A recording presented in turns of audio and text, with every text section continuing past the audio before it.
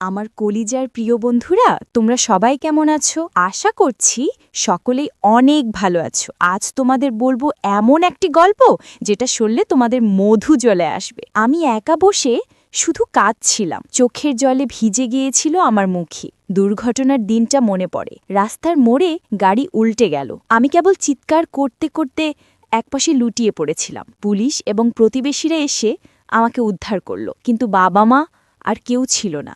যেখানে যাওয়ার উদ্দেশ্য সেখানে কেউ ছিল না। সবকিছু একদম শূন্য মনে হচ্ছিল। তখন আমার জীবন আলাদা পথে চলে গেল। আমার খালা তখন বলল, তুই এখন থেকে আমার সঙ্গে থাকবি। খালা আস্তে করে চোখের পানি মুছে দিল, তবে মুখে হাসি। বলল, কোনো দুঃখ নেই, আমি আছি, তোকে সবসময় রক্ষা করব। ছোটবেলায় খালা আমাকে অনেক আদর করত। সবার চোখে আমি ছিলাম খুব স্পেশাল।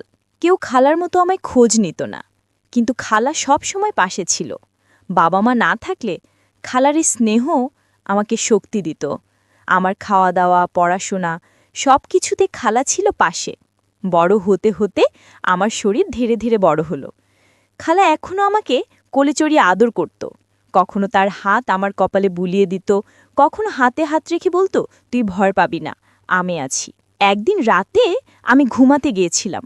খালা পাশে শুয়েছিল, আমার হাতে হাত দিয়ে আস্তে আস্তে আমার বুকের উপর হাত রাখল। আমি অবাক হয়ে তাকালাম। মনে হলো স্বপ্ন দেখছি।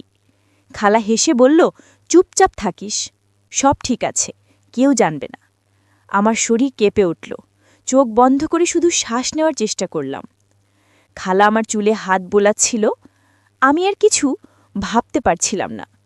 রাতের নিস্তব্ধতায় শুধু আমাদের নিঃশ্বাস শোনা যাচ্ছিল। আমি বুঝতে পারছিলাম আজ রাতটা অন্য রকম হবে। খালা এমনভাবে আমার দিকে তাকালো যার জন্য আমার হৃদয় ধকধক করতে লাগল। খালা ধীরে ধীরে আমার হাতে তার হাত রাখল। আমি অবচেতনভাবে হাত ধরলাম। তার স্পর্শে মনটা গলে যেতে লাগল। আমরা দুজন একে অপরের কাছে আরও কাছে চলে এলাম।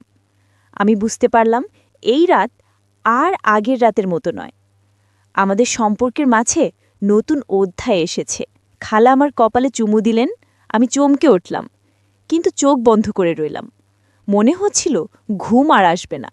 আমরা দুজন ধীরে ধীরে একে অপরের পাশে মিলিত হয়ে শুয়ে রইলাম। হৃদয় উত্তেজনে ভরে গেছে। খালা আমার হাত শক্ত করে ধরে রেখেছিল, আমি সরতে পারছিলাম না। রাতটা শেষ হবার আগে আমি বুঝতে পারলাম আমার জীবনের সবচেয়ে বড় উত্তেজনা, সবচেয়ে বড় আবেগ সবকিছু একসাথে মিলেছে। এই রাতের স্মৃতি জীবনের এক অমলিন অংশ হয়ে থাকবে।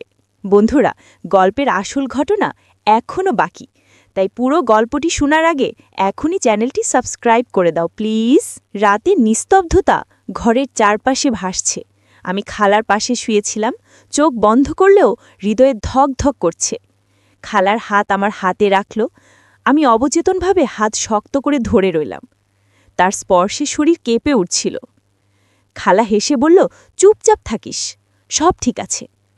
আমি শুধু শ্বাস নিতে চেষ্টা করলাম। আমরা একে অপরের কাছে আরও কাছে চলে এলাম। খালা আমার কপালে হাত বুলালো। আমি চোখ বন্ধ করে রইলাম।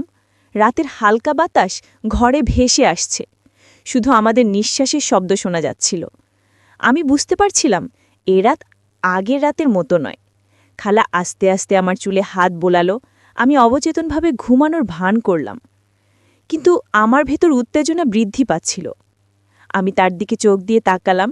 খালা হালকা হেসে বলল, আজ রাতটা আমাদের স্মৃতিতে থাকবে। আমি অনুভব করলাম তার স্পর্শ আমার হৃদয় ছুঁয়েছে। আমার হাত ধীরে ধীরে তার হাতে মিলল। খালা আমার কপালে চুমু দিলে আমি চমকে উঠলাম, কিন্তু চোখ বন্ধ করে রইলাম। মনে হচ্ছিল ঘুম আর আসবে না। আমরা দুজন ধীরে ধীরে একে অপরের পাশে মিলিত হয়ে শুয়ে রইলাম। হৃদয় উত্তেজনায় ভরে গেছে। খালা আমার হাত শক্ত করে ধরে রেখেছিল। আমি সরতে পারছিলাম না। রাতের আলো জানালার কাছে প্রতিফলিত, বৃষ্টি পড়ছে ছাদে। আমাদের মধ্যে অদ্ভুত শান্তি ও উত্তেজনা ছিল। খালা আমার কাঁধে মাথা রাখল। আমি বুকের সঙ্গে ওর মাথা মিশিয়ে দিলাম। মনে হচ্ছিল আমরা একে অপরের অংশ হয়ে গেছি। আমি ফিসফিস করে বললাম, খালা, আমি এই অনুভূতি আগে কখনো ভাবিনি। খালা হেসে বলল, এটা স্বাভাবিক অনুভূতি।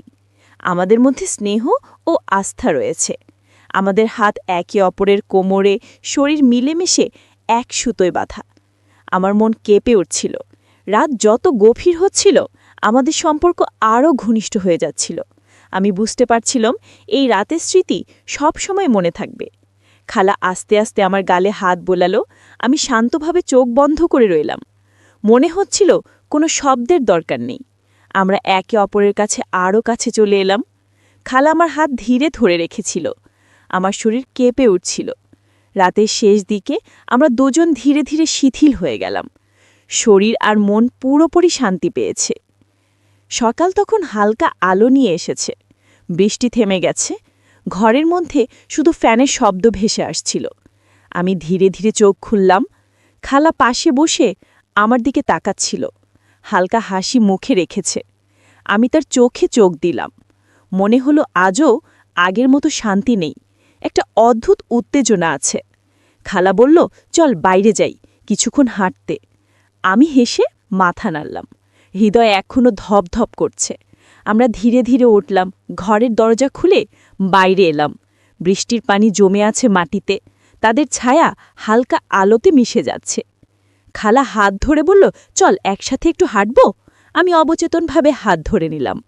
আমার শরীর কেঁপে উঠছে। বাতাস ঠান্ডা। আমাদের শ্বাস মিলেমিশে চলেছে। খালা আমার কানের কাছে ফিসফিস করে বলল, আজ রাতের মতোই বিশেষ লাগছে। আমি অবাক হয়ে তাকালাম। মনে হলো স্বপ্ন দেখছি, কিন্তু স্বপ্ন নয়, সব বাস্তব। পায়ের তলার শব্দ ভেসে যাচ্ছে। আমাদের নিঃশ্বাস মিলেমিশে এক ধরনের রিদম তৈরি করছে।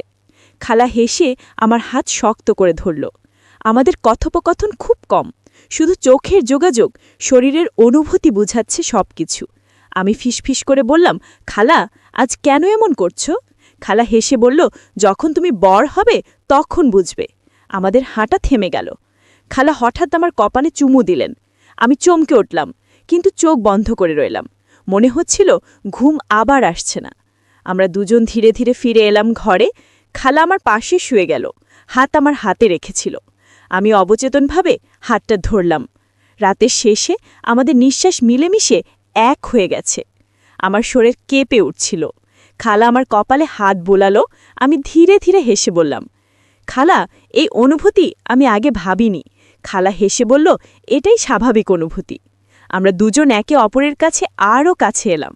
রাতের নিস্তব্ধতা আমাদের কাছে শান্তি এনে দিচ্ছে। হৃদয় উত্তেজনায় ভরে গেছে। আমি বুঝতে পারছিলাম এই মুহূর্তগুলো জীবনের অমলিন স্মৃতি হবে। আমরা ধীরে ধীরে ঘুমোতে শুরু করলাম। খালা আমার হাত শক্ত করে ধরে রেখেছিল। আমি শরীর শিথিল করে দিলাম। মনে হলো এই রাত যেন থেমে যায়।